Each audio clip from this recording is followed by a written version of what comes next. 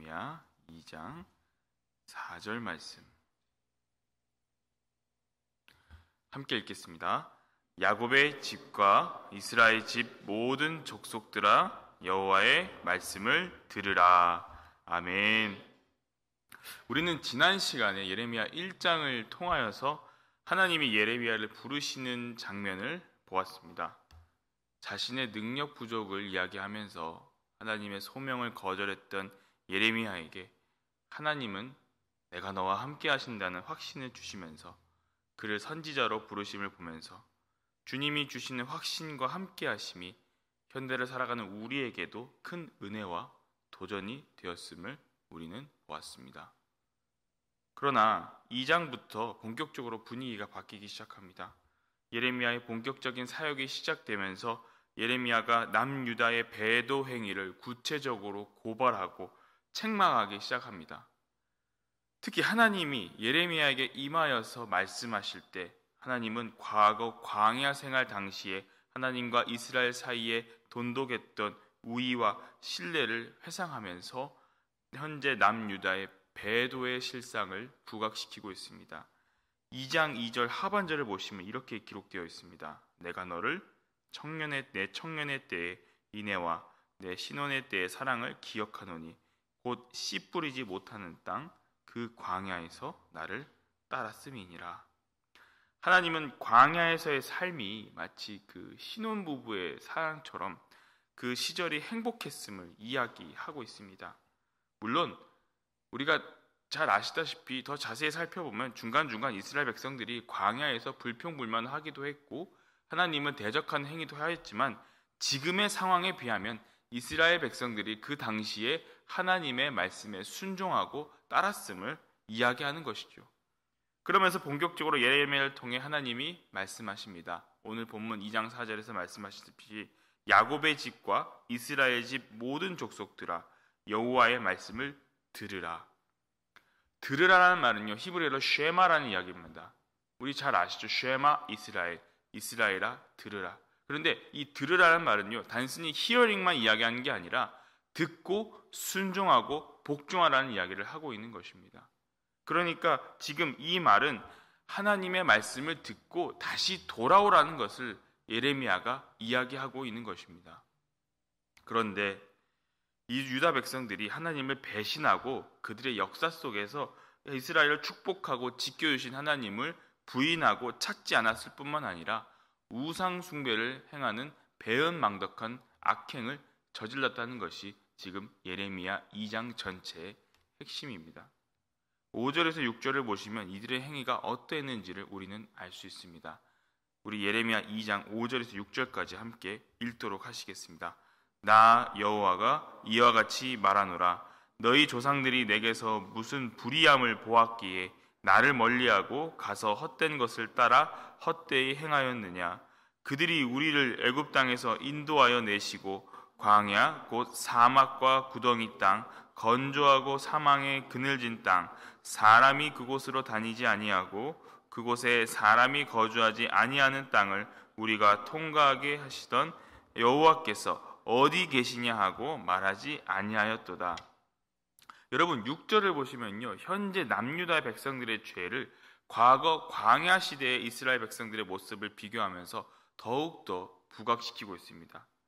광야 시대에 살았던 이스라엘 백성들은 비록 그들이 광야에서 하나님을 대적한 적도 있었고 하나님께 불평불만한 적도 있었지만 지금 남유다 백성들처럼 여호와께서 어디 계시냐라고 할 정도로 그들의 생각이나 삶 속에서 하나님을 배척하거나 부정한 적은 없었습니다.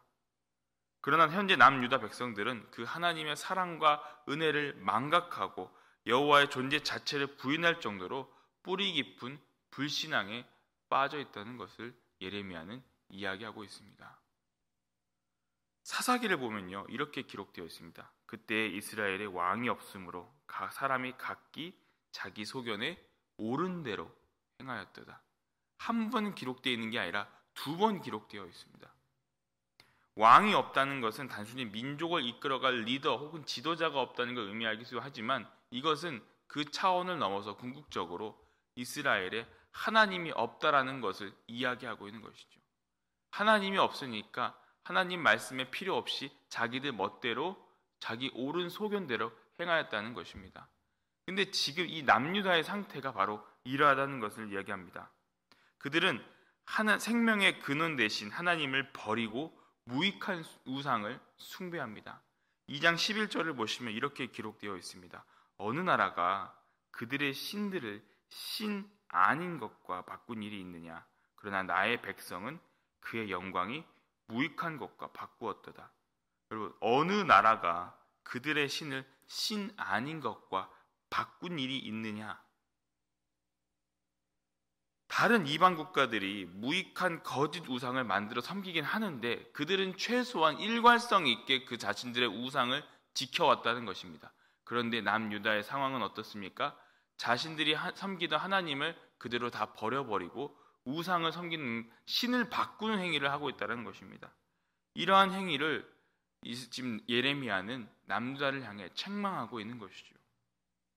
그들은 생수의 근원 되시는 여호와 하나님을 버리고 스스로 웅덩이를 팠는데 물을 가두지 못할 웅덩이를 팠다고 13절은 기록하고 있습니다. 이들의 악행이 터진 웅덩이, 즉 우상 숭배를 하는 지극히 어리석은 행위를 하고 있다는 것을 예레미야는 지적하고 있습니다.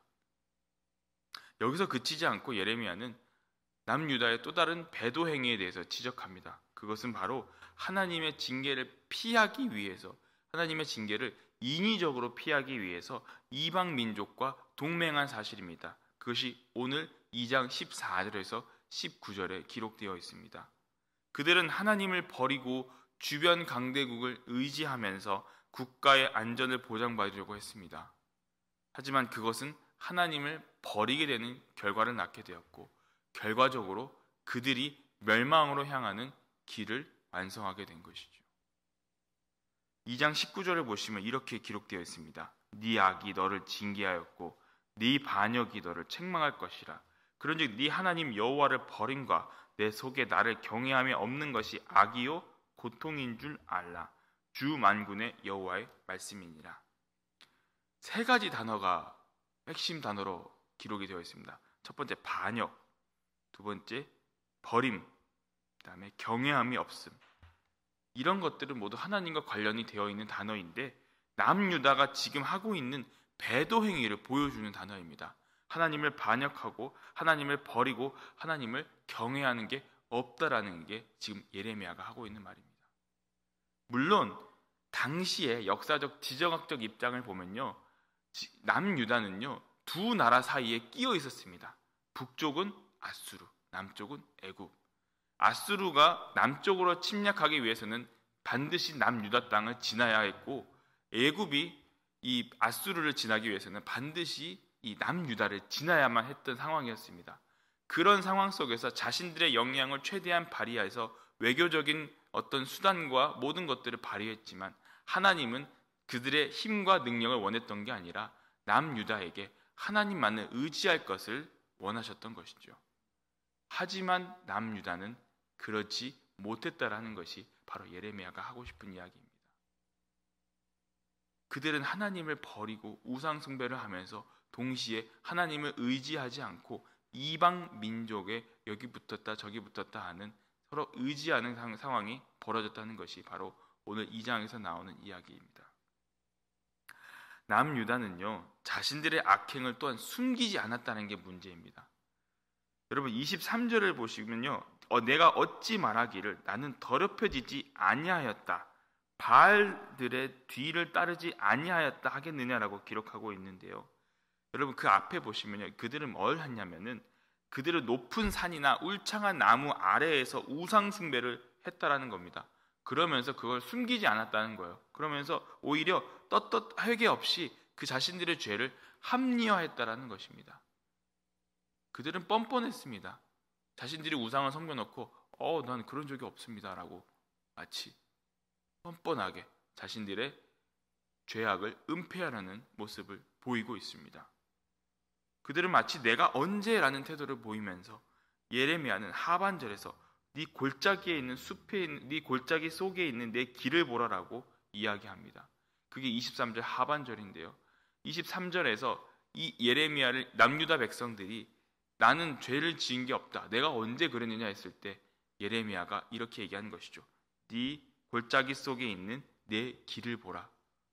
뻔하게 드러나 있는데 왜 거짓말을 하고 있느냐라는 겁니다. 여러분, 죄는 흔적을 남길 수밖에 없습니다. 그것을 아무리 가리고 은폐하려고 해도 그것을 숨길 수가 없습니다. 남유다의 상태가 바로 그러한 상태입니다. 그들은 이미 자신들의 죄를 알면서도 뻔뻔한 태도를 취하며 암낙타가 기지를 어지럽게 달리듯 들암나귀가 헐떡거리듯이 무절제한 우상숭배를 자행했습니다. 그것이 오늘 본문 예레미야 2장에서 나와 있습니다. 이렇게 무책임하고 뻔뻔한 그들의 태도를 보시면서 하나님은 예레미야를 통해 남유다의 범죄를 선포하시고 그들이 믿었던 이방 국가들에게 수치를 당하게 될 것을 예언합니다. 2장 36절을 보시면 이렇게 기록되어 있습니다. 네가 아수르로 말미암아 수치를 당한 같이 또한 애굽으로 말미암아 수치를 당할 것이라. 하나님은 이스라엘과 옛 추억을 가지고 계셨습니다. 광야의 시간 속에서 하나님을 향한 인내와 사랑이 있었음을 하나님은 이야기하셨습니다. 그런데 이스라엘 백성들은, 이 남유다 백성들은 하나님을 떠나서 헛된 것을 쫓기 시작했습니다. 하나님의 불성실과 불의함이 없었음에도 불구하고 이 백성들은 우상을 쫓고 그 땅을 더럽혔으며 제사장과 율법을 다루는 자도 여호와를 알지 못했습니다. 지금의 남유다의 죄는요, 다 표현할 수 없을 정도로 패역한 상태라는 것을 오늘 우리는 예레미야 2장을 통해 알 수 있습니다. 그들은 신들을 신 아닌 것으로 바꾸어서 섬겼습니다. 하나님의 영광을 무익한 것과 바꾸어 버렸습니다. 생수의 근원 대신 하나님을 버렸으며 스스로 웅덩이를 팠는데 그 웅덩이는 터진 웅덩이라 아무것도 채울 수 없었습니다. 게다가 하나님의 경고를 헛되이 여기고 남유다는 이방신을 사랑하여 따라갑니다. 그리고 우상을 만들어 우상을 향하지만 하나님께 대하여는 등을 돌립니다. 이들은 하나님을 잊었고 자신들을 무죄하고 진노가 없다라고 뻔뻔하게 이야기합니다. 그래서 하나님이 이들을 심판하시겠다고 선포하신 것입니다. 죄의 삭은 사망이라고 사도 바울은 강조합니다. 그리고 또한 그 죄로 인하여서 모든 사람들이 하나님의 영광에 이르지 못한다고 또한 강조합니다. 지금 남유다는요, 하나님이 베풀어 주신 그 풍요의 땅 가나안에서 오히려 하나님께 등을 돌렸습니다. 그 풍요를 여러분 누가 주셨겠습니까? 하나님이 당연히 주셨죠. 하지만 그것을 잊어버린 채 다른 곳으로 눈을 돌리고 있다는 것이 오늘 남유다가 처한 상황과 현실의 모습입니다. 성도의 풍요와 행복은요, 여러분 물질적인 풍요가 아닙니다. 하나님과 얼마나 결속되어 있는가가 바로 중요한 것입니다. 하나님을 얼마나 의존하고 하나님을 얼마나 절실하게 믿고 있는가, 그것이 바로 성도의 풍요와 행복을 보여주는 지표가 되는 줄 믿습니다. 지금 우리 마음 가운데 하나님을 향한 갈망과 하나님을 놓치고 싶지 않는 그 끈이 있는지 우리 자신을 되돌아보시기 바랍니다. 오늘 우리는요, 이 예레미야 2장에 나오는 남유다의 모습을 통하여서 하나님의 자리에 다른 것들이 차지하지 않도록 해야 함을 배웁니다. 우리 안에 또 다른 것이 우상이 되어 하나님과 우리 사이를 멀어지게 해서는 안 됩니다. 다른 것으로 인하여서 하나님과 우리 사이를 갈라놓아서는 안 될 것입니다. 다른 것으로 인하여서 하나님과의 첫사랑을 잊어버리서는 안 되는 줄을 여러분 기억하시기 바랍니다.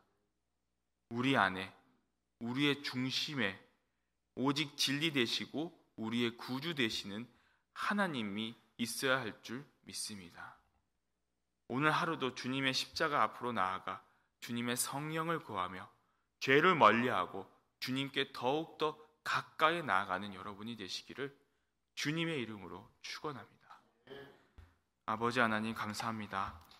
오늘도 이 자리, 이 말씀의 자리, 기도의 자리로 이끌어 주셔서 감사합니다. 주님이 우리를 자녀 삼아 주시고 세상이 줄 수 없는 풍요와 행복을 허락하셨는데 우리의 연약함으로 인하여서 그 아버지의 은혜와 사랑을 망각하고 다른 것을 의지하고 살아갈 때가 많았음을 고백합니다. 우리의 연약함을 용서하여 주시옵소서.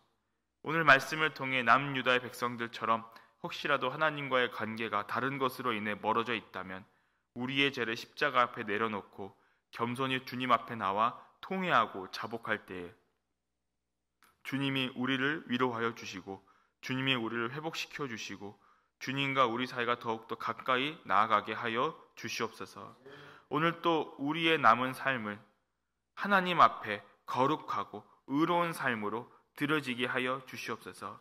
이 아침에 나온 성도님들 주님께서 기억하여 주시고 이들이 눈물로 기도할 때 하나님께서 그 기도를 들어주시고 하나님께서 그 모든 마음 가운데 함께 하셔서 성령 하나님께서 교통하사 오늘 하루를 살아갈 때 날마다 성령의 은혜를 의지하고 사모하는 하루가 되게 하여 주시옵소서.